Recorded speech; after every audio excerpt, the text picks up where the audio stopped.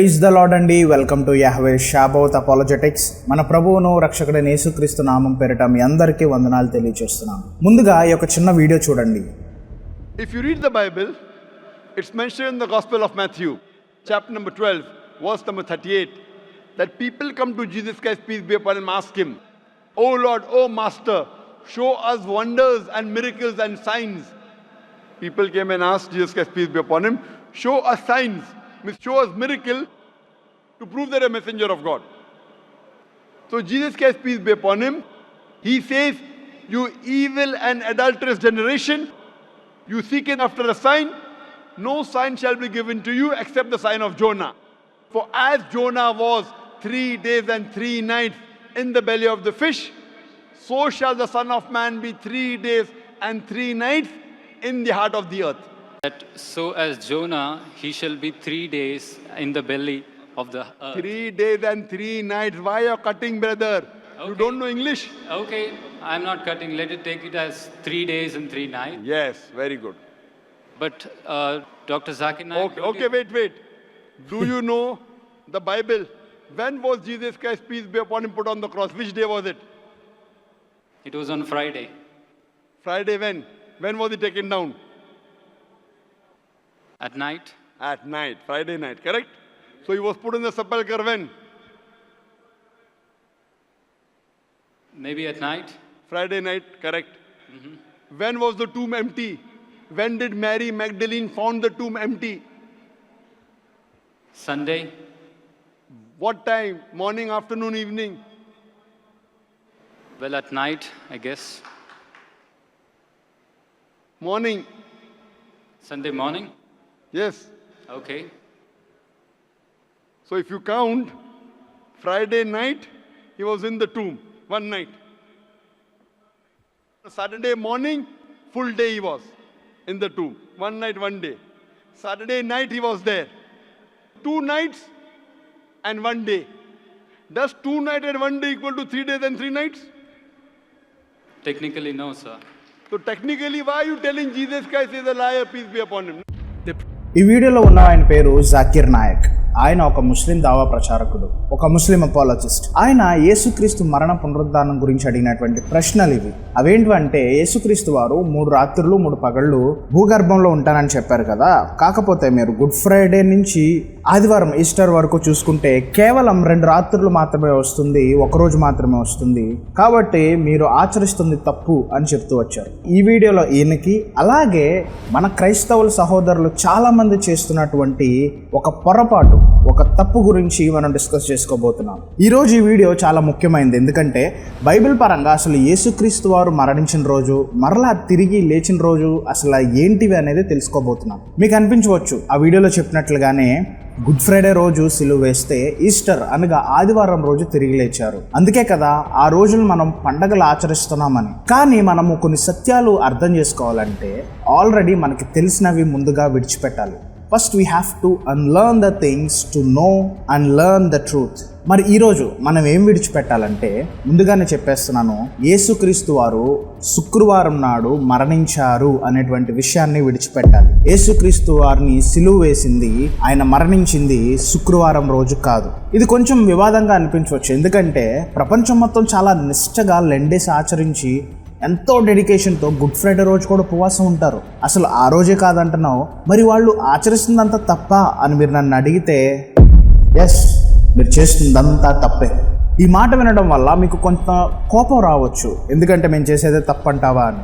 అలా కోపం వచ్చిన వాళ్ళు ఈ వీడియోని చివరి వరకు చూడండి. అలాగే మిగిలిన వారు కూడా వాక్యానుసారంగా ఏది నిజమో తెలుసుకోవాలనుకుంటే ఓపిక్గా ఈ వీడియోని చివరి వరకు చూడమని మనవి చేసుకుంటున్నాను. ఖచ్చితంగా ఈ వీడియో మీకు నచ్చుతుంది. So with no wasting time, let's jump into the content.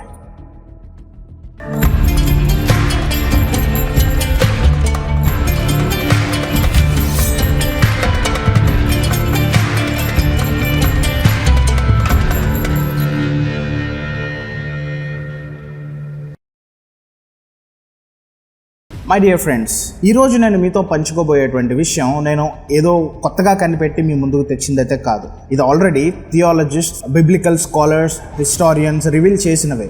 నేను తెలుసుకున్న తర్వాత మీకు కూడా చెప్పాలనిపించి మీరు కూడా తెలుసుకుని సత్యాన్ని అర్థం చేసుకుంటారని నేను ఈ వీడియో చేస్తున్నాను. అయితే మనం ఈ వీడియో చాలా బాగా అర్థం చేసుకోవాలంటే ముందుగా కొన్ని మనకు తెలియాలి. అవేంటివంటే point number 1, we have to understand the Jewish day and the Jewish calendar. ముందుగా మనము యూదుల యొక్క రోజు అలాగే వారి యొక్క నెలల క్రమాన్ని కూడా అర్థం చేసుకోవాలి. Point number 2, we have to understand the order of Jewish festivals. ఈ యూదుల పండుగలు ఆచరించేటువంటి క్రమం గురించి మనం తెలుసుకోవాలి. నిజంగా ఇవి తెలుసుకోవడం ఎంత అవసరం, ఎందుకంటే యూదుల పండుగలు యేసుక్రీస్తు విషయంలో ఎలా నెరవేరుతూ వచ్చాయి అనేది మనకు అర్థం అవ్వాలి. అప్పుడే ఆయన్ని మెస్సయ్యగా మనం కంప్లీట్గా అర్థం చేసుకోగలం. సో మొదటిగా మనం యూదుల రోజు గురించి తెలుసుకుందాం. ఏ జూయిష్ డే. సాధారణంగా మనకు రోజు అనేది ఎప్పుడు మొదలవుతుంది, ఆర్ ఇలా అడుగుతాను, మనకు రోజు అనేది ఎప్పుడు మారుతుంది? ఇది మనకి పెద్దగా ఆలోచించాల్సిన విషయం కాదు, ఎందుకంటే అర్ధరాత్రి 12 గంటలకి midnight 12 o'clockకి మన డే అనేది మారుతుంది. అందుకే మనం బర్త్డే విషెస్ కానీ ఫెస్టివల్ విషెస్ కానీ are more likely new year wishes, నూతన సంవత్సర శుభాకాంక్షలు కానీ పనిగట్టుకుని నిద్ర త్యాగం చేసి మరి పక్క వాళ్ళకి చెప్పి సెలబ్రేట్ చేసుకుంటుంటాము. జనరల్గా మన క్లాక్ సైకిల్స్ అండ్ గ్యాజెట్స్లో ఉన్నటువంటి క్లాక్స్ కూడా డిఫాల్ట్గా దీనికే సెట్ చేయబడి ఉంటాయి. అందుకే అర్ధరాత్రి 12 అవగానే తారీఖు మారిపోతుంది. కానీ ఈ యూదులకు దిన ప్రారంభం అయ్యేది అర్ధరాత్రి 12కి కాదు, సాయంత్రం సూర్యుడు అస్తమించటం నుంచి. టూకీగా మనం అర్థం చేసుకోవాలంటే సాయంత్రం 6 గంటలు లేదా ఆ తరువాత వారి యొక్క రోజు అనేది మారిపోతుంది. ఫస్ట్ మనం ఇది అర్థం చేసుకోవాలి. వారు అలా ఎందుకు ఆచరిస్తారంటే వాక్యంలో చెప్పబడిన రీతిగా అస్తమయము ఉదయము కలుగుగా ఒక దినమాయను అని ఉండడం చూడొచ్చు. ఆదికాండం 1వ అధ్యాయంలో సృష్టి క్రమం గురించి రాయబడిన భాగంలో ఆ ఫ్రేజ్ను ఉపయోగించి రోజును లెక్కించినట్లు మనం చూస్తాము. అందుకే యూదులు కూడా అస్తమయం నుంచి వారి రోజుని ప్రారంభిస్తారు. ఫర్ ఎగ్జాంపుల్, ఈరోజు మనం గుడ్ ఫ్రైడే సెలబ్రేట్ చేసుకుంటున్నాం. మనకి గుడ్ ఫ్రైడే ఎప్పుడు వచ్చిందంటే థర్స్డే midnight 12 దాటిన తర్వాత. కానీ వాళ్ళు కనుక ఫ్రైడే లెక్కేయాలంటే థర్స్డే ఈవినింగ్ 6 నుంచే స్టార్ట్ చేస్తారు. సో మనం కొంచెం తీక్షణంగా చూస్తే మనకన్నా వారికి రోజు అనేది 5 నుంచి 6 గంటల ముందే ప్రారంభమయ్యి ముగుస్తుంది. కాబట్టి ఇది మీరు చాలా జాగ్రత్తగా గుర్తుంచుకోవాల్సిన విషయం. సాయంత్రం సూర్యాస్తమయంతో యూదుల యొక్క రోజు మారుతుంది. అదేవిధంగా మనము వారి నెలల క్రమం చూస్తే వారికి సెపరేట్ క్యాలెండర్ ఉంటుంది. అంటే యూనివర్సల్గా మనం ఫాలో అయ్యేటువంటి గ్రెగోరియన్ క్యాలెండర్ని వారు ఫాలో అవ్వరు. జనవరి, ఫిబ్రవరి, మార్చ్, ఏప్రిల్ ఈ యొక్క నెలల వరుసతో వారికి అసలు పట్టింపు ఉండదు, వారికి అసలు సంబంధమే లేదు. మరి వారు ఎలా ఫాలో అవుతారంటే వారికంటూ సెపరేట్ క్యాలెండర్ ఉంది. It is called a Jewish calendar. And దానిలో కూడా సెపరేట్ మంత్స్ ఉంటాయి. అవేంటంటే నిసాన్, అయర్, శివాన్, ఇట్లాగా 12 నెలలు అయితే ఉంటాయి.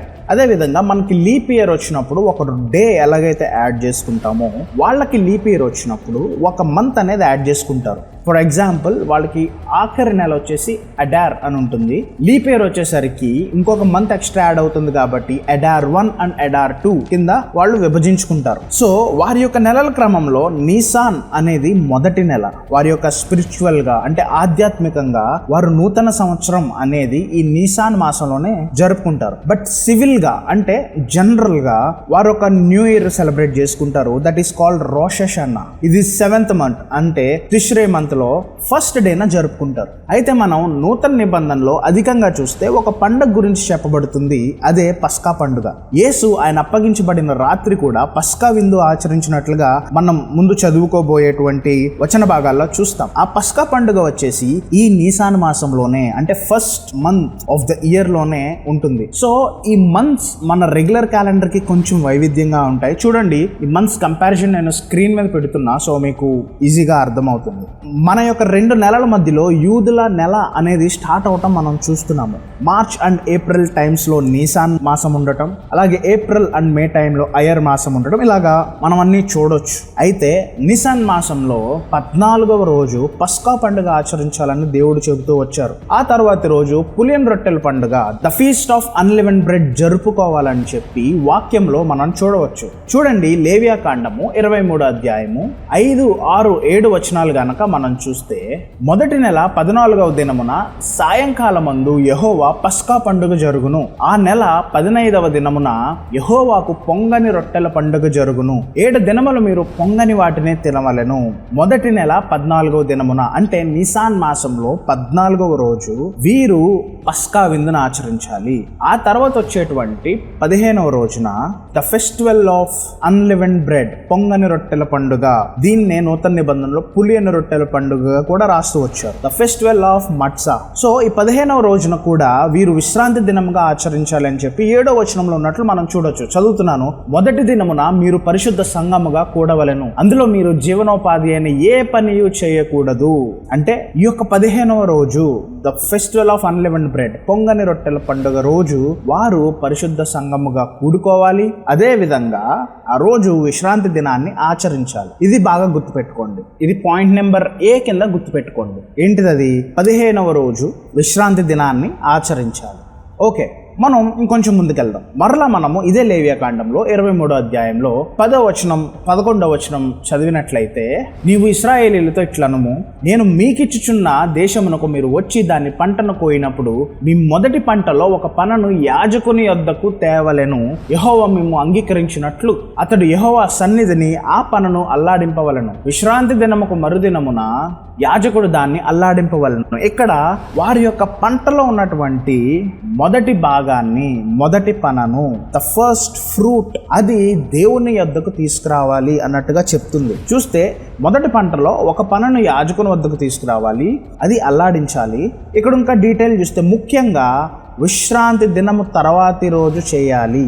ఇది కూడా చాలా జాగ్రత్తగా గమనించండి. ఇది పాయింట్ నెంబర్ బి. అంటే మీకు ఒక వరుస క్రమంలో అర్థం అవడానికి నేను మరలా చెప్తున్నాను. పస్కా పండుగ తర్వాతి రోజు పులియని రొట్టెల పండుగ, అది మహావిశ్రాంతి దినము. ఈ మహావిశ్రాంతి దినము అనేటువంటి రిఫరెన్స్ నూతన నిబంధన నుంచి నేను మరలా మీకు చూపిస్తాను. ఈ రెండు అయిపోయిన తర్వాత వచ్చే విశ్రాంతి దినము అంటే జనరల్ సబాత్, అంటే ప్రతి శనివారం వాళ్ళు విశ్రాంతి దినాన్ని ఆచరిస్తారు కదా, అలాగా జనరల్ సబాత్ అప్పుడు వచ్చేటువంటి తర్వాత రోజు అంటే డెఫినెట్లీ సండే, ఆ రోజు ప్రథమ ఫలాల పండుగ ఆచరించాలి. ఇంతవరకు మీకు అర్థమైంది అనుకుంటున్నాను. అర్థం కాకపోతే మరలా వినండి, లేదా మీరు నాకు మెసేజ్ చేసినా కామెంట్ చేసినా మరలా నేను మీకు ప్రత్యేకంగా వివరిస్తాను. ఇప్పుడు మనము యేసుక్రీస్తు మరణ సమాధి పునరుద్ధానాల గురించి చూద్దాం.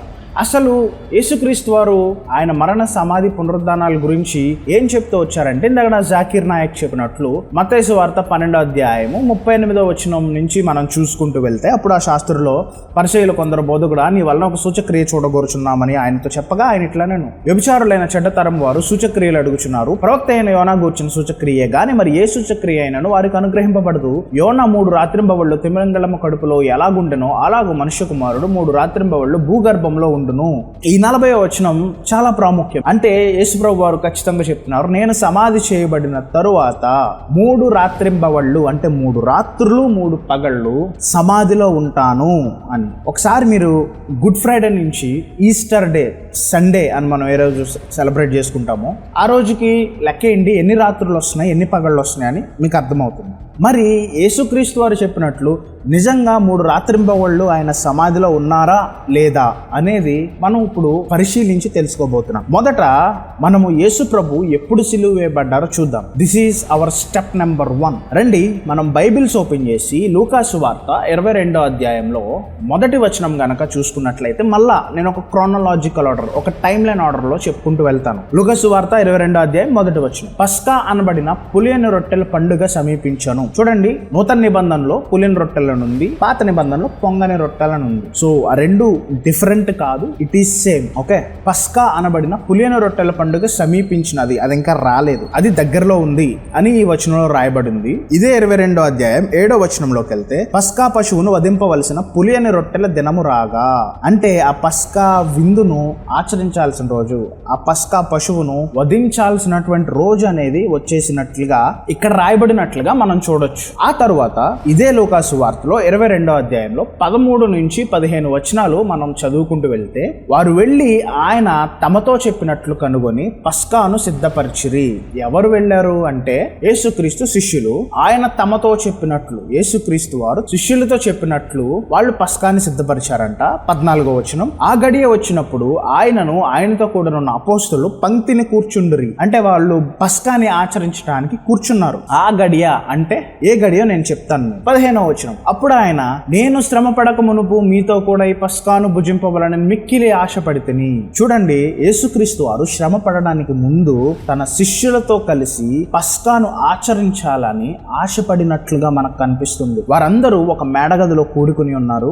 ఆ మేడగదిలో ఆ పంక్తులుగా కూర్చున్నటువంటి ఇమేజ్ ప్రపంచవ్యాప్తంగా బాగా ప్రఖ్యాతి చెందినటువంటి ద లాస్ట్ సఫర్ అనేటువంటి పెయింటింగ్ ఆర్ ఇమేజ్ కింద బాగా గుర్తింపు తెచ్చుకుంది. ఈ ద లాస్ట్ సఫర్ అనేటువంటి పిక్చర్ దీన్ని బేస్ చేసుకుని తీసుకున్నదే. సో ఈ స్టెప్ నెంబర్ 1 లో మీరు గుర్తుంచుకోండి, ఆయన పస్కా విందును ఆచరించడానికి కూర్చున్నారు. సో తర్వాత జరిగిన ఈవెంట్స్ అన్ని మనము చూసుకుంటే మార్కు సువార్త 14వ అధ్యాయము 12వ వచనం చదువుదాం. పులిన రొట్టెల పండుగలో మొదటి దినమున వారు పస్కా పశువును వధించినప్పుడు ఆయన శిష్యులు, నీవు పస్కాను భుజించుటకు మేము ఎక్కడికి వెళ్లి సిద్ధపరచవలనని కోరుచున్నారని ఆయన అడుగగా, ఇక్కడ శిష్యులు పులియన్ రొట్టెల పండుగ మొదటి దినాన్న పస్కా పశువును వధించినట్లుగా మనం చూస్తున్నాము. మరి ఆ విందు ఎక్కడ సిద్ధం చేయాలని అడిగారు. ఇందాక మీకు చెప్తూ వచ్చాను, ఒక మేడగదిలో సిద్ధపరిచారు అని. ఆ తర్వాత యేసుప్రభు వారు చెప్పడం, వాళ్ళు వెళ్ళి సిద్ధపరచడం కూడా ఇందాక లూకాసు వార్త 22వ అధ్యాయంలో మనం చూసాం. అయితే ఆ గడియ అని చదివాను కదా, ఇప్పుడు అంటే ఎప్పుడు ఆచరించారు, ఆ సమయం ఏంటి అనేది గనక మనం చూస్తే ఇదే 14వ అధ్యాయం మార్కు సువార్త 17వ వచనంలో చూసినప్పుడు, సాయంకాలమైనప్పుడు ఆయన తన 12 మంది శిష్యులతో వచ్చాను. ఆ గడియ అంటే సాయంకాల సమయం. ఓకే, ఆ సాయంకాలమైనప్పుడు ఆయన తన 12 మంది శిష్యులతో కూడా వచ్చిన విషయం మనకు తెలుస్తుంది. మీకు ముందే చెప్పాను చూడండి, స్టెప్ నెంబర్ 1 లో యూదుల రోజు అనేది సాయంకాలమే మొదలవుతుంది. అంటే ఆ సాయంకాలమే పస్కా రోజు మొదలయ్యింది. ఆ సాయంకాలమే నిసాను మాసంలో 14వ రోజు మొదలయ్యింది. సాయంకాలం అంటే మనకున్నటువంటి రోజుల వారిలో లెక్కేసుకోవద్దు. ఎప్పుడైతే 14వ రోజు మొదలయ్యిందో సాయంత్రంతో, ఆ రోజే వారు పస్కాని ఆచరించడానికి కూర్చున్నారు. సరే, వారు కూర్చున్న తర్వాత పస్కాని ఆచరించారు. ఆచరించిన తర్వాత ఇదే 14వ అధ్యాయం 26వ వచనాన్ని చదివితే, అంతటా వారు కీర్తనలు పాడి ఒలీవల కొండకు వెళ్ళిరి. పస్కాని ఆచరించేశారు. ఆయన రొట్టె విరిచి తన శిష్యులకి ఇచ్చారు. పాత్రని ఎత్తుకుని ఇది నా రక్తం అని చెప్పి తన యొక్క శిష్యులకి ఇస్తూ వచ్చారు. ఇస్కారియోతు యోధ ఆయన అప్పగించడానికి బండ్రోతులను తీసుకురావడానికి వెళ్ళిపోయాడు. ఇదంతా జరిగిన తర్వాత వాళ్ళు కీర్తనలు పాడి ఒలీవ కొండకు వెళ్ళిరి. చూడండి, ఇంకా రోజు మారలేదు. అదే సాయంత్రం. ఆ సాయంత్రం నుంచి కొంచెం చీకటపడి ఉంటుంది, కొంచెం రాత్రి ఉంటుంది, అంతే. ఓకే, అయితే ఇప్పుడు వాళ్ళు ఒలీవల కొండలకు వెళ్ళారు. వెళ్ళిన తర్వాత ఇంకెక్కడికి వెళ్ళారంటే అదే మార్కు సువార్త 14వ అధ్యాయం 32వ వచనంలో చూసుకుంటే, వారు గెత్సెమనే అనబడిన చోటునకు వచ్చినప్పుడు ఆయన, నేను ప్రార్థన చేసి వచ్చే వరకు మీరు ఇక్కడ కూర్చుండడాన్ని తన శిష్యులతో చెప్పి వారు మరలా గెత్సెమనే అనబడిన చోటుకు వచ్చారంట. ఆ గెత్సెమనే అన్న చోటుకు వచ్చిన తర్వాత ఈ కథ చాలా మందికి సుపరిచితమే. ఎందుకంటే అక్కడ ఆయన ప్రార్థన చేసుకోవడానికి వెళ్ళినట్లుగా చదివాము. అలాగే ఆయన శిష్యులను కూడా అక్కడ కూర్చోమన్నారు. వేరే సువార్తలు అయితే వారిని కూడా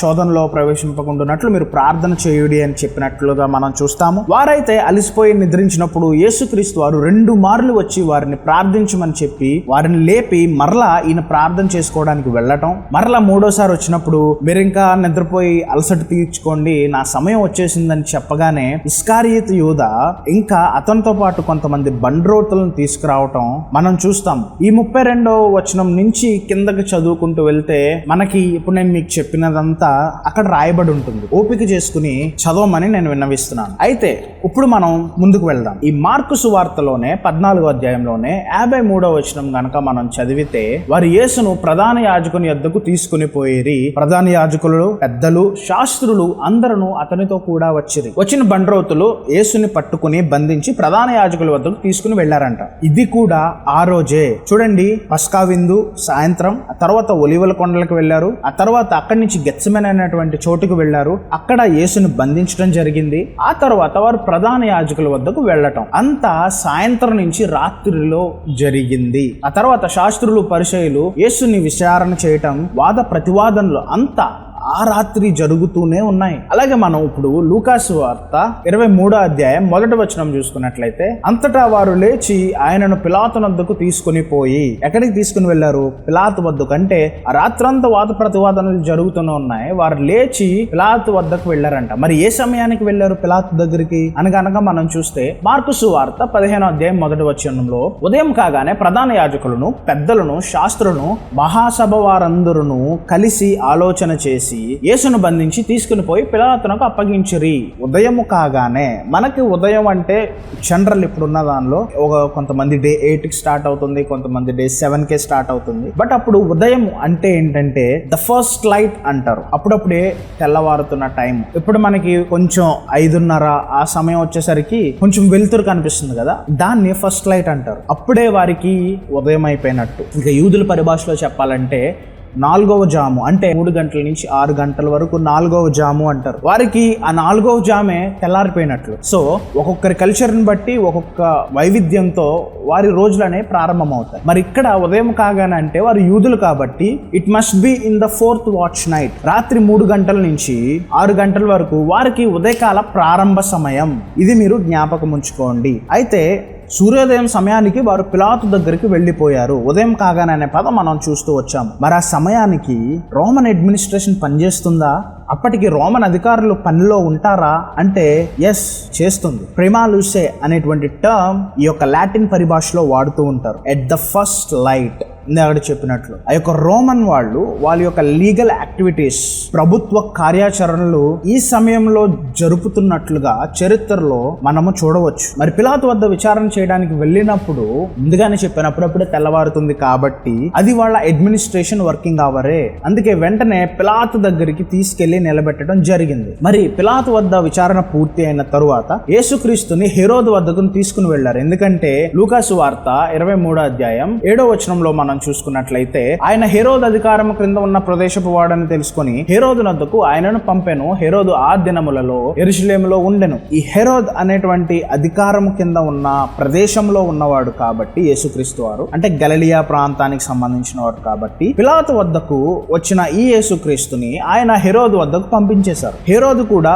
యెరూషలేములో ఉన్నట్లుగా రాయబడింది. మీరు ఒక్కసారి ఈ మ్యాప్ లో చూస్తే మీరు వారు ఉన్న ప్రదేశాలు దగ్గరగా ఉండటం చూడొచ్చు. హెరోద్ ప్యాలెస్ నుంచి ద పాంటస్ పైలట్ కోర్ట్ కి దూరం కేవలం మహా అయితే టూకీగా ఒక 1/2 కిలోమీటర్ నుంచి కిలోమీటర్ వరకు ఉంటుంది అంతే. అందుకే వెంటనే హెరోద్ దగ్గరకు వెళ్ళడం, అక్కడ హెరోద్ కూడా వాళ్ళ అడ్మినిస్ట్రేటివ్ అవర్సే కాబట్టి విచారించి మరలా పిలాతు వద్దకు యేసును పంపించడం చూస్తాము. మీరు చదవాలనుకుంటే లూకాసు వార్త 23వ అధ్యాయంలో 11-12 వచనాలు చదవండి. అక్కడ హెరోదు యేసుక్రీస్తుని ఎలాగ తిరిగి పిలాతు వద్దకు పంపించాడో చూడొచ్చు. ఇదంతా కూడా ఉదయకాల సమయంలోనే జరిగింది. మరి ముఖ్యంగా పస్కా రోజునే జరుగుతూ వచ్చింది. ఆ తర్వాత పిలాతు ప్రజల అభిష్టము మేరకు ఆయనకు యేసులో ఏ నేరము కనిపించకపోయినా శిలువ శిక్షకు ఆయనను అప్పగించడం మనం చూస్తాం.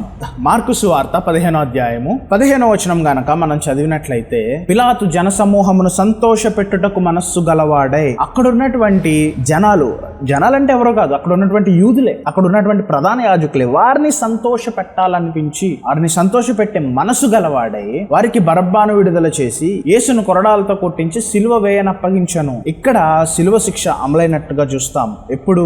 14వ రోజు నీసాను మాసం ఉదయకాలంలోనే. ఆయనను సిలువకు అప్పగించిన తరువాత ఆయనను గొల్గొతా కొండకు తీసుకువెళ్లి సిలువ వేయటం మనం చూస్తాం. 15వ అధ్యాయము మార్కు సువార్త 25వ వచనం. ఆయనను సిలువ వేసినప్పుడు పగలు 9 గంటల ఆయను. అంటే వారికి ఉదయకాలం ప్రారంభమయ్యి అప్పటికే దాదాపు 4 నుంచి 5 గంటలు అయిపోవచ్చు యూదులకు. కాబట్టి గమనించండి, ఉదయం 9 గంటల కల్లా ఆయనను సిలువ వేశారు. మనం చూడొచ్చు రాత్రంతా ఈ యొక్క విచారణ, ఈ ట్రయల్స్ అనేవి జరగటం, ఉదయమే రోమా అధికారులు విచారణ చేసి శిక్షించటం, గొల్గొతా కొండకు తీసుకుని వెళ్ళి ఉదయం 9 గంటల కల్లా సిలువ వేయటం అంతా కూడా పస్కా రోజునే జరిగింది. అంటే మనకు అర్థమవటం కోసం మరలా చెప్తున్నాను, నిన్న సాయంత్రం పస్కా ఆచరించారు. ఆ తర్వాత ఆయన ప్రార్థన చేసుకుంటాకి గెత్సెమనే అన్న తోటకు వెళ్ళినప్పుడు అక్కడ బంధించి రాత్రంతా విచారణ చేసి ఉదయం తెల్లవారగానే రోమా అధికారుల వద్దకు తీసుకొచ్చేసి శిలువ శిక్ష వేసిన తరువాత ఈ రోజు ఉదయం 9 గంటలకు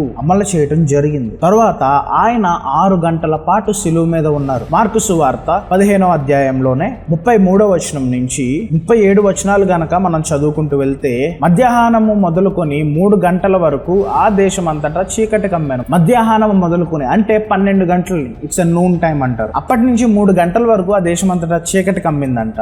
3 గంటలకు యేసు ఎలోయి ఎలోయి లామా సబక్తాని అని బిగ్గరగా కేక వేశాను. ఆ మాటలకు నా దేవా నన్ను ఎందుకు చేయి విడిచితివని అర్థము. ఇలాగా ఆయన 3 గంటలకు బిగ్గరగా కేక వేశాడంట. 37వ వచనం చూసుకుంటే అంతటా యేసు గొప్ప కేక వేసి ప్రాణము విడిచెను. అంటే 3 గంటలకు యేసుక్రీస్తు వారు ప్రాణాన్ని విడిచినట్లుగా మనము ఈ యొక్క వచన భాగాల్లో చూస్తాం. అంటే ఉదయం 9 గంటల నుంచి మధ్యాహ్నం 3 గంటల వరకు దాదాపు 6 గంటలు ఆయన శిలువ మీద సజీవంగా వేలాడినట్టుగా మనం చూడొచ్చు. మధ్యాహ్నం 3 గంటలకు ఆయన బిగ్గరగా కేక వేసి ప్రాణం విడిచినట్లు మనం చూస్తాం. అయితే మార్కు సువార్త 15వ అధ్యాయంలోనే 42 నుంచి 47 వచనాలు మనం చదువుకుంటూ వెళ్తే ఆయన చనిపోవటం, అరిమతయ యోసేపు అనేటువంటి వ్యక్తి ఆయన శరీరాన్ని ఇప్పించమని పిలాతును అడగటం, పిలాతు ఒప్పుకున్నాక ఆయనను సమాధిలో పెట్టడం వరకు మనం చూస్తాం. అయితే 42, 43 వచనాల్లో మనం ఒక ముఖ్యమైన సంగతి చూస్తాము. చూడండి, అదేమిటంటే 42వ వచనం, ఆ దినము సిద్ధపరచు దినము అనగా విశ్రాంతి దినమునకు పూర్వ దినము. ఏ దినము? యేసుక్రీస్తు వారిని సిలువ వేసినటువంటి దినము. అంటే నీసాను మాసంలో 14వ రోజు సిద్ధపరచుకునేటువంటి దినము, విశ్రాంతి దినముకు పూర్వ దినము. అంటే తర్వాత రోజు వచ్చేటువంటి దినం అనేది, రోజు అనేది విశ్రాంతి దినము. పాత నిబంధనలో మనం చూస్తూ వచ్చాము, 14వ రోజు మీరు పస్కాను ఆచరించాలి, 15వ రోజు పొంగని రొట్టెలు తినాలి, ఆ రోజు పరిశుద్ధ సమాజంగా మీరు కూడుకోవాలి, విశ్రాంతి దినాన్ని ఆచరించాలి అని దేవుడు చెప్పినట్లు. కాబట్టి ఇక్కడ యేసుక్రీస్తు వారిని పస్కా రోజే సిలువేయటం జరిగింది. తర్వాత రోజు విశ్రాంతి దినం అని గుర్తించి అరిమతయ యోసేపు వచ్చి ఆయన యొక్క సమాధి కార్యక్రమానికి పూనుకున్నట్లుగా మనం చూస్తాం. మీకు లేవ్యకాండం గురించి చెప్పినప్పుడు పాయింట్ నెంబర్ ఏగా గుర్తుపెట్టుకోమన్నది అదే. కాబట్టి ఈ మార్కు సువార్త 15వ అధ్యాయంలో 42వ వచనంలో సిద్ధపాటు దినముగా చెప్పబడిన రోజునే యేసుక్రీస్తు వారిని సిలువ వేశారు. ఇప్పుడు యోహాను సువార్త 19వ అధ్యాయం 32వ వచనానికి వద్దాం. ఇక్కడ ఏమని రాయబడిందంటే, ఆ దినము సిద్ధపరచు దినము, మరుసటి దినము మహాదినము గనుక ఆ దేహములు విశ్రాంతి దినమున సిలువ మీద వండుకుంటున్నట్లు వారి కాళ్ళు విరగొట్టి వారిని తీసివేయించమని యూదులు పిలాతును అడిగిరి. ఇక్కడ కూడా ఆ పైన చెప్పినటువంటి విశ్రాంతి దినానికి కొంచెం ఎక్స్టెన్షన్ గా రాయబడింది. ఆ దినము సిద్ధపరచు దినము అంటే యేసుక్రీస్తు వారిని సిలువ వేసిన దినము, మరుసటి విశ్రాంతి దినము మహాదినము అంటే వీళ్ళు పరిశుద్ధ సమాజంగా కూడుకోవాల్సిన దేవుడు ఆదేశించినటువంటి విశ్రాంతి దినము. దాన్ని ఇక్కడ మహాదినము కింద చెప్తూ వచ్చారు. కాబట్టి ఆ రోజు వారు శరీరాలు శిలువ మీద ఉండటం మంచిది కాదని చెప్పి వారిని చంపేసి ఆ శిలువ మీద నుంచి వారిని దించేయాల్సిందిగా యూదులే పిలాతును కోరుకున్నారంట. కాబట్టి మీరు ఆలోచించండి, తర్వాత విశ్రాంతి దినం రోజు అంటే పులియన్ రొట్టెల పండుగ రోజు కాబట్టి ఆయనను శిలువ మీద నుంచి దించేశారు. ఆ సాయంత్రం లోపే అంటే రోజు మారక ముందే సమాధిలో పెట్టేశారు. ఆ తర్వాతి రోజు విశ్రాంతి దినం రాకముందే ఆయనను అరిమతయ యోసేపు సమాధిలో పెట్టడం జరిగింది. ముందు రోజు సాయంత్రం నుంచి ఈ రోజు సాయంత్రం వరకు ఆయన పస్కా ఆచరించటం, ఆయన బంధించటం, ఆయనను విచారణల కోసం తిప్పటం, సిలువ వేయటం, మధ్యాహ్నం 3 గంటలకు ప్రాణాలు విడవటం, తర్వాత రోజు విశ్రాంతి దినం రోజు వారి యొక్క శరీరాలు సిలువ మీద ఉండకూడదని చెప్పి రోజు మారక ముందే అంటే సూర్యాస్తమయక ముందే, టూకీగా చెప్పాలంటే 6 గంటలకు ముందే ఆయనని సమాధిలో పెట్టడం అనేది జరిగింది. ఇదంతా ఒక్క రోజులో నీసాను మాసం 14వ రోజున జరిగిపోయింది. This is step number 1. యేసుక్రీస్తు ఏ రోజు మరణించారంటే నీసాను మాసం 14వ రోజు పస్కా రోజున మరణించారు. పస్కా రోజునే సమాధి చేయబడ్డారు. ఇది స్టెప్ నెంబర్ 1. ఇప్పుడు మనం స్టెప్ నెంబర్ 2కి వెళ్దాం. ఇంతవరకు బాగానే ఉంది. మరి ఆయన మరణం గెలిచి తిరిగి లేచింది ఏ రోజు? ఇది కదా అసలైనది. యోహాను సువార్త 20వ అధ్యాయము 1వ వచనం గనక మనం చదివితే, ఆదివారమున ఇంకనూ చీకటిగా ఉన్నప్పుడు మగ్దలేనే మరియ పెందలగాడ సమాధి వద్దకు వచ్చి సమాధి మీద ఉంచబడిన రాయి తీయబడి ఉన్నట్టు చూచెను. ఆదివారంన ఇంకా చీకటిగా ఉందంట. మరి యూదా వారికి ఆదివారం అంటే శనివారం సాయంత్రం నుంచే మొదలవుతుంది, ఆ తర్వాత తెల్లవారి సమయానికి వెళుతుంది ఆవిడ. అందుకే ఇంకా చీకటిగా ఉండగానే అని రాయబడింది. ఇంకో రిఫరెన్స్ కూడా చూద్దాం. లూకాసు వార్త 24వ అధ్యాయం 1వ వచనం. ఆదివారమున తెల్లవారుచుండగా ఆ స్త్రీలు తాము సిద్ధపరిచిన సుగంధ ద్రవ్యములు తీసుకుని సమాధి వద్దకు వచ్చి, ఇక్కడ కూడా ఆదివారమున తెల్లవారుచుండగా, ఎట్ ద ఫస్ట్ లైట్, ఇందాక చెప్పినట్లుగా ఆ సమయానికి ఆ స్త్రీలు వారు సిద్ధపరిచినటువంటి సుగంధ ద్రవ్యాలు తీసుకుని సమాధి వద్దకు రావటం మనం చూడొచ్చు. ఇక్కడ చూసిన ఆదివారము అని మనం చూస్తున్నాం కాబట్టి, అంటే యేసుక్రీస్తు వారు ఆదివారం రోజున మరణము గెలిచి తిరిగి లేచారు అనేది మనకి కన్ఫర్మ్ అవుతుంది. ఈ వచనంలోనే మనం ఇంకో డీటెయిల్ చూస్తే, ఇంకో విషయం బాగా గమనిస్తే, తాము సిద్ధపరిచినటువంటి సుగంధ ద్రవ్యములను తీసుకొని అని ఉంటుంది. బాగా ఆలోచించండి.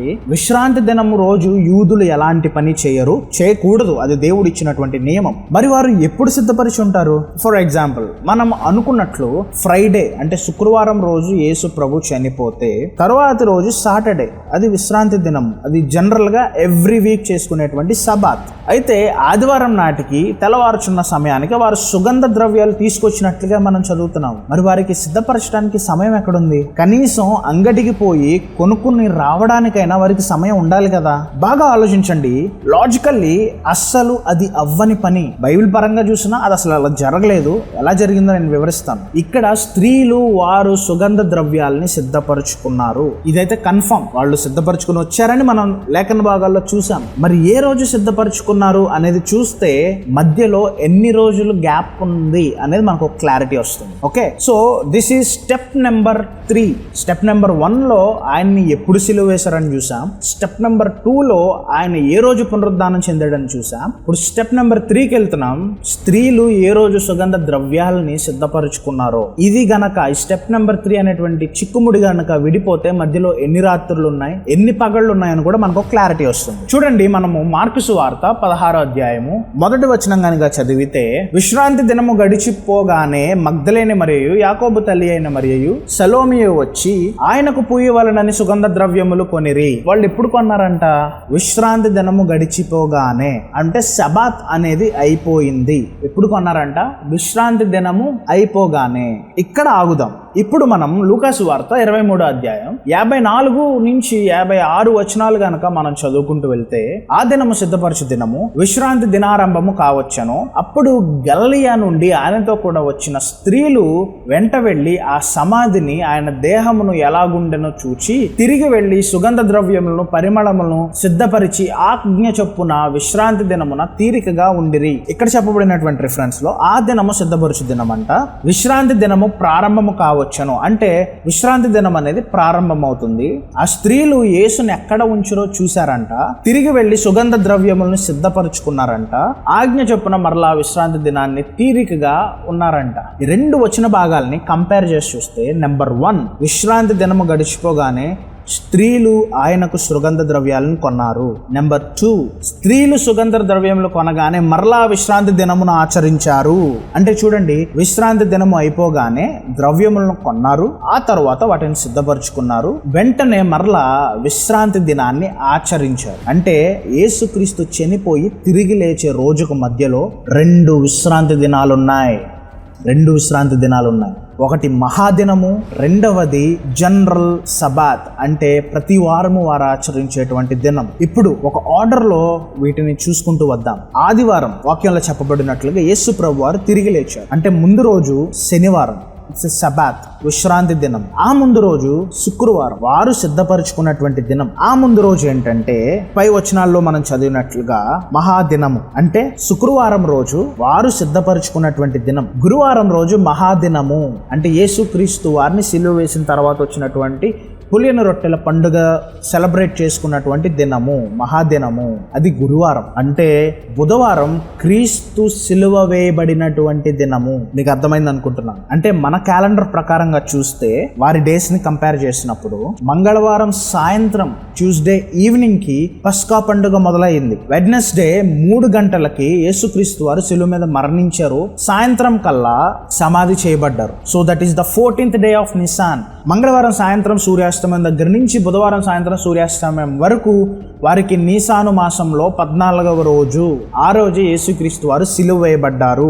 ఆ రోజే యేసుక్రీస్తు వారు సమాధి కూడా చేయబడ్డారు. ఇప్పుడు బుధవారం సాయంత్రం నుంచి మహాదినము, విశ్రాంతి దినము మొదలైపోయింది. వారు ఖచ్చితంగా దేవుడిచ్చిన ఆజ్ఞను బట్టి విశ్రాంతి దినాన్ని ఆచరించాలి. కాబట్టి తర్వాత రోజు గురువారం సాయంత్రం వరకు వారు విశ్రాంతి దినము. సో వెడ్నెస్డే ఈవినింగ్ నుంచి థర్స్డే ఈవినింగ్ వరకు it is the 15th day of Nisan. పొంగని రొట్టెల పండుగ, పులియని రొట్టెల పండుగను వారు ఆచరించారు. ఫ్రమ్ ద థర్స్డే ఈవినింగ్, గురువారం సాయంత్రం నుంచి ఫ్రైడే ఈవినింగ్, శుక్రవారం సాయంత్రం వరకు it is the 16th day of Nissan. అది వారంలో ఒక రోజు. It is a general day, ఒక సాధారణమైన రోజు. ఆ రోజే స్త్రీలు సుగంధ ద్రవ్యాలను కొన్నారు.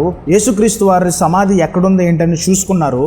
ఆయనకు పూయడానికి సుగంధ ద్రవ్యాలని సిద్ధపరచుకున్నారు. ఫ్రైడే ఈవినింగ్ నుంచి సాటర్డే ఈవినింగ్ వరకు, శుక్రవారం సాయంత్రం నుంచి శనివారం సాయంత్రం వరకు వారికి మరలా సబాత్ అనేది స్టార్ట్ అయింది.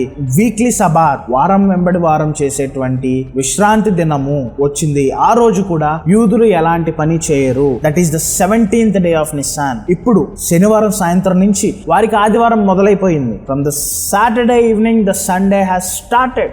అదే రోజు యేసుప్రభు వారు మరణం గెలిచి తిరిగి లేచిన రోజు. ఇప్పుడు యేసుప్రభు వారు చెప్పినటువంటి మాటలను గుర్తు చేసుకుందాం. 3 రాత్రింబవళ్ళు భూగర్భంలో మనుష్య కుమారుడు ఉండాలి అని చెప్పింది. బుధవారం రాత్రి, తర్వాత గురువారం పగలు, గురువారం రాత్రి శుక్రవారం పగలు, శుక్రవారం రాత్రి శనివారం పగలు.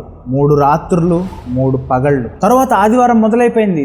శనివారం సూర్యాస్తమయం సమయానికి ఆ రోజే, ఇంకా తెల్లవారకు ముందే ఆయన పునరుద్ధానుడైపోయాడు. ఈ రీతిగా ఆ ప్రవచనం అనేది నెరవేరుతూ వచ్చింది. దీన్ని బట్టి అర్థం చేసుకుంటే, అసలు జరిగిందాన్ని ఆలోచిస్తే శుక్రవారం కేవలం సిద్ధపరచే దినం మాత్రమే, క్రీస్తు సిలువ వేయబడినటువంటి దినం కాదు. లెక్క వేస్తే ఆయన చనిపోయింది బుధవారము. కాబట్టి మీరు కొంచెం విచక్షణతో ఆలోచించి చూస్తే, గుడ్ ఫ్రైడే అనేది ఇట్ ఈస్ ఎ మిత్. నేను టైటిల్లో పెట్టినట్టు good Friday is a myth. అది కల్పితం అని అర్థమవుతుంది. సో క్రీస్తు నేడు మరణించానని మనం చెప్తున్నాం కదా, చేయడంలో తప్పేముంది అని అనేవారు లేకపోలేదు. మంచిదే, ఆయన మన పాపముల కోసం మరణించాడు, సిలువైబడ్డాడు, రక్తం చిందించి మన పాపాలని కడిగాడు అని చెప్పటం నిజానికి సువార్త చేయడమే. కానీ గుడ్ ఫ్రైడే అని చెప్పి ఈ రోజే చనిపోయారని ఆ రోజు ఒక పండగ ఆచరించటం, ఆ రోజుకి ఏదో పవిత్రతను అంటగట్టేసి ఇండైరెక్ట్లీ ఒక ఐడాల్టరీని ఫాలో అవ్వటం, కంటికి కనబడని విగ్రహాన్ని ముందు పెట్టి దానికి ఎక్కువ ప్రాముఖ్యత ఇస్తున్నామేమో, ఇది చేసే తప్పు అని నేను అంటున్నా. ఆయన సిలువ మరణ పునరుద్ధానాలు చెప్పడానికి మనం మన జీవితం అంతా ప్రతిరోజు ఖర్చు చేయాలి. ఒక రోజుకో ఒక నెలకో పరిమితం చేయటం మంచిది కాదు. అలా చేస్తేనే ప్రమాదం అని నా ఉద్దేశం. కాబట్టి ఈ విషయం మీరు అర్థం చేసుకోవాలి. ఇప్పుడు మీకు లేవ్యకాండము 23వ అధ్యాయంలో చదువుతున్నప్పుడు పాయింట్ నెంబర్ B గుర్తుంచుకోండి అని చెప్పాను. అదే the festival of first fruits, ప్రథమ ఫలాల పండుగ అని. దాని సంగతి ఏంటో ఇప్పుడు చూద్దాం. ఇప్పుడు ఏంటంటే ఆ పండుగలన్నీ, అంటే పస్కా, పులియని రొట్టెల పండుగ, ఈ యొక్క ప్రథమ ఫలాల పండుగ ఎలాగా యేసుక్రీస్తు వారి విషయంలో నెరవేరుతూ వచ్చాయో చూద్దాం. ఇందులో మొదటిది ఏంటంటే, ఆయన మన పాపముల నిమిత్తం మరణించిన పస్కా బలి. యోహాను సువార్త 1వ అధ్యాయం 29వ వచనం మనం చదివినట్లయితే, మరునాడు యోహాను యేసు తన యొద్దకు రాగా చూచి, ఇదిగో లోకమును మోసుకొని పోవు దేవుని గొర్రెపిల్ల. మరునాడు యోహాను, ఈ యోహాను ఎవరంటే బాప్తిస్మ ఇచ్చి యోహాను గారు. ఈయన యేసు వైపు చూపించి, ఇదిగో లోక పాపమును మోసుకొని పోవు దేవుని గొర్రెపిల్ల. ఈయనను ఒక గొర్రెపిల్లగా ఆయన చూపిస్తూ రావటం మనం చూడొచ్చు. మరి కొరింథీయులకు రాసినటువంటి మొదటి పత్రిక 5వ అధ్యాయం 7వ వచనంలో మనం చదివితే, మీరు పులిపిండి లేని వారు గనుక కొత్త ముద్ద అవుటకై ఆ పాతదైన పులిపిండిని తీసి పారవేయుడి. ఇంతేకాక క్రీస్తు అను మన పస్కా పశువు వధింపబడెను. మరలా చదువుతున్నాను, క్రీస్తు అను మన పస్కా పశువు వధింపబడెను. ఆయన మన కొరకు, మన పాప క్షమాపణ కొరకు, మన పాప విమోచన కొరకు బలి అయినటువంటి పస్కా పశువు. అందుకే ఆయన పస్కా పండుగ రోజు వధించబడ్డారు, సిలువ వేయబడ్డారు, సమాధి చేయబడ్డారు. క్రీస్తు నీ కోసం నా కోసం వచ్చినటువంటి బలి అయినటువంటి పస్కా పశువు.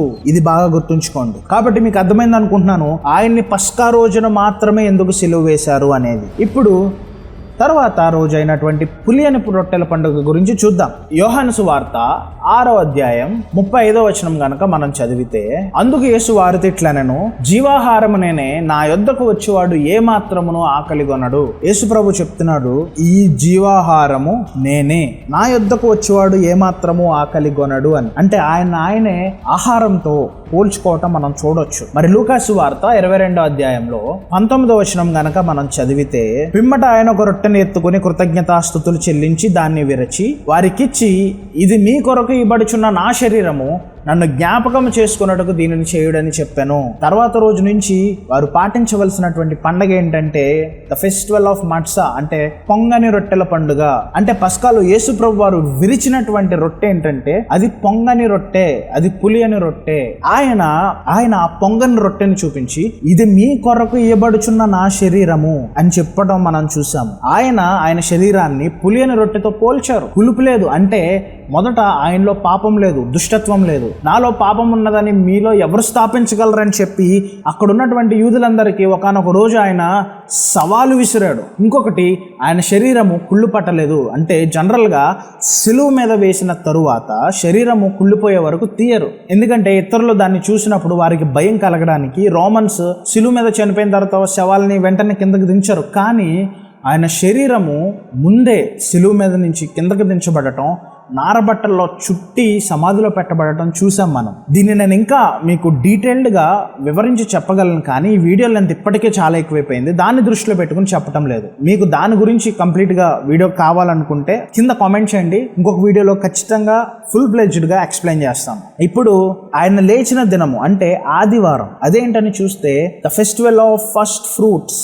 లేవ్యకాండంలో చూస్తే అన్లెవెన్ బ్రెడ్ తర్వాత వచ్చేటువంటి జనరల్ సబాత్, అంటే వీక్లీ సబాత్, వారం వెంబడి వారం ఆచరించేటువంటి విశ్రాంతి దినము తర్వాత రోజు ప్రథమ ఫలాల పండుగ ఆచరించాలి అని రాయబడటం మనం చూస్తాము. అందుకే ఆయన మన కోసం చేయబడినటువంటి ప్రథమ ఫలముగా మరణాన్ని గెలిచి లేచినట్లుగా మనం చూడొచ్చు. చూడండి, కొరింథీయులకు రాసినటువంటి మొదటి పత్రిక 15వ అధ్యాయం 20వ వచనం గనక మనం చూస్తే, ఇప్పుడైతే నిద్రించిన వారిలో ప్రథమ ఫలముగా క్రీస్తు మృతుల్లో నుండి లేపబడి ఉన్నాడు. ఆయనే ప్రథమ ఫలముగా మృతుల్లో నుండి లేచారంట. చూడండి, ఇంగ్లీష్లో ఇంకా బాగుంటుంది ఈ వర్డ్స్ అనేది.